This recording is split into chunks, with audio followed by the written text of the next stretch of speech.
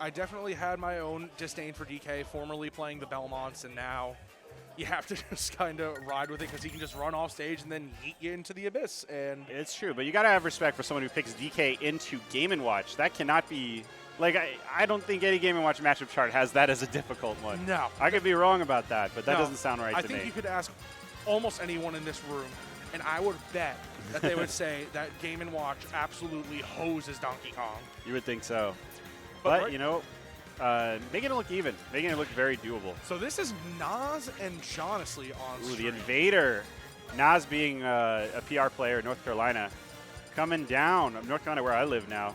Yeah, I mean, he blew me up in doubles with Vivid. Yeah, extremely good. I believe he's a Terry player, right?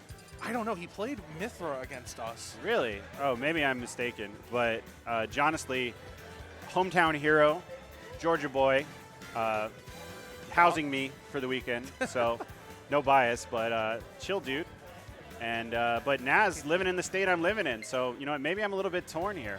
Yeah, and one thing that we can definitely know about Jonestly, he is on the Georgia Power ranking right now. That's true. So it is going to be interesting to see how everything will pan out with Ness. You know, if Ness is playing Mithra, for example, I think that changes how Ness has to approach the matchup.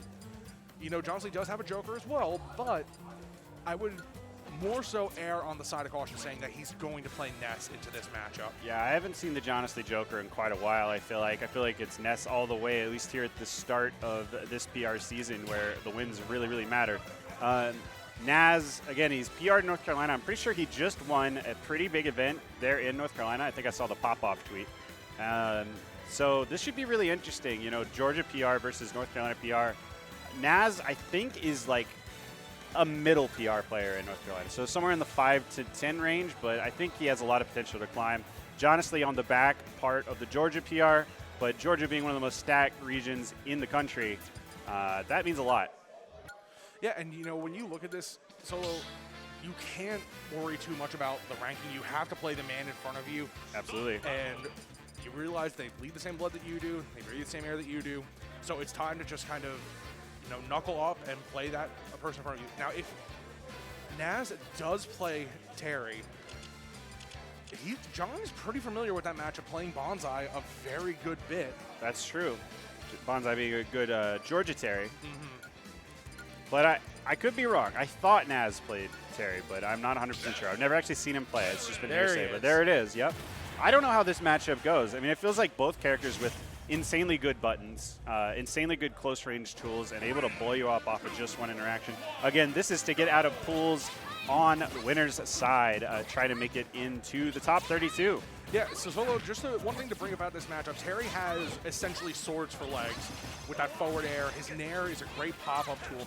But once Terry gets in, he can rack up sets so easily. But the problem is, like you'd imagine, getting past the wall of hurt that Ness is able to put out. I don't really know if North Carolina has too many like really good Ness players. Not like Georgia, where Ness is sort of a staple pick. So this might be interesting to see how Ness adapts. Of course, this is Terry, so this lead that Jonestly has could evaporate at any second now that he is in go range. Yeah, but that's the double-edged sword of go. You get hit by a yo-yo, you're gone. And with Ness right now, I'd be looking for more up tilts to try and start a combo, maybe D-tilt into coiled rising tackle to get some percent. But Jonestly is just successfully pressuring him into disadvantage and making him swing wildly and punishing him on that option. These down angled, oh no, missing the tech. You gotta hit those at this level, man. Really sucks to be spiked in the stage and lose your stock that early. That's a big lead for Jonestly. Absolutely. So, and when you look at it, Jonestly is just running away with this right now. He's such a very good momentum-based player that once he does have this lead, he will call you out and he will run away with it. So I think if you're Ness right now, you've got to try and start figuring out what habits Jonestly had or what he was punishing from you in this game successfully. True, and you know what, if I'm Ness right now, I'm thinking do not get hit by down-angled PK fire in the air, because that has been John's main opening every single time here. He has just been wave bouncing it, beam reversing it, finding crazy PK fires and then getting massive conversions off of them every single time. Ness shaking his head. You got to wonder how experienced he is in this matchup. Yeah, and even if you aren't too experienced in the matchup, I know South Carolina has Envoy of Chaos. They might invade occasionally, like Sushi O'Neal and That's the true. likes. But when you're looking at this scenario, John is a different level of player. He's very calm, very collected. But opening up the stage to Town and City, if you do decide to go Terry here, I think you're going to have to bait some side magnet usage with your Power Wave. Yep, and mentally right now, Naz is thinking, I got to not get rattled. I got to hold it together. I got to trust myself and do what I know I can do. That one game doesn't define you as a player. And Jonestly has to not get overconfident here. He has to know that while his plan worked here, adaptation is possible, and he has to be ready to counter-adapt for sure. Absolutely, and one thing that we're seeing right now is Naz is doing a lot more dash dancing, running back and forth, trying to get the PK fire to come out, and then cover it with something like the crack shoot. So I think if Naz keeps doing this, hiding under that platform, and then eventually pushing in, that could be a plan for success, but you gotta watch out for the PK fires again. Yeah, I gotta say, Naz approaching quite a bit, and that's the main problem here. Jonestly calling out his approaches really well, and wow, hopping over the yo-yo charge there, that was really smart. Yeah, and one thing that we've seen is that I think Naz needs to kind of change his approach pattern, whether it's strictly grounded, maybe coming behind the Power Wave like we mentioned, but now he has that go, so using Buster Wolf to muscle through these options is something that I haven't seen Naz do yet, so I am looking for him to do something along those lines. Wow, these juggles, what do? You have to nair through it, but Jonestly really good at avoiding whatever you're doing to counter it, and wow, landing fair into the F-tilt. Still though, Naz already has done more damage in this first stock than he did to Jonestly all of last game. So maybe a little bit of confidence showing you up. have to take your wins where you can get them. But unfortunately, Jonestly is just putting up a wall against Naz. There's no way for him to get in. So it just looks like there's nothing that he can do. I mean, maybe a switch to the Aegis that he played earlier in doubles could have been a viable option, but it looks like there's no way in or out for Terry.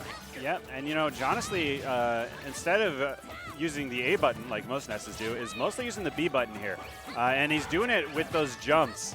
He's doing a lot of backward jump side Bs there, which sends it at that low angle and also reduces the amount of lag you take, which is, been a real struggle for Terry to get in on. Wow, these conversions are crisp. Yeah, and right now, Nas shaking their head.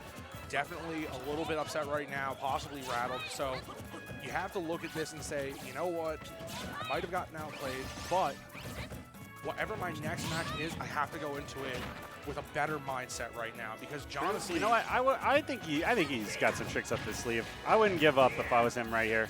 I think that go is still a factor. If any character can make a comeback in this situation, it is most certainly Terry. Oh, absolutely. There's a start, but he doesn't kill. No, that meteor spike, it sends down pretty fast, but you got to be off stage for that spike to be most effective, Oh, no. Oh, no. Controller issue? Oh, technical difficulties. Is he reconnecting? What is the whole going crowd on? Popping off. I think an upset's happening on the other side of the venue, but are they ready to go? They're kind of down and just moving on. That's got to kill whatever momentum that Naz was building. Oh, yeah, for sure. And, yeah, it's going to be really hard to mentally come back from that, and that's going to be it. That has to be it. Yeah, unfortunate. Yeah, John with the double 3-stock. Wow, he's looking to form today. Yeah, John has said that he's been a little bit disappointed with his performances so far throughout the start of the season, and I think John definitely hit the lab and made sure that he is advancing these combos and changing the way he is approaching different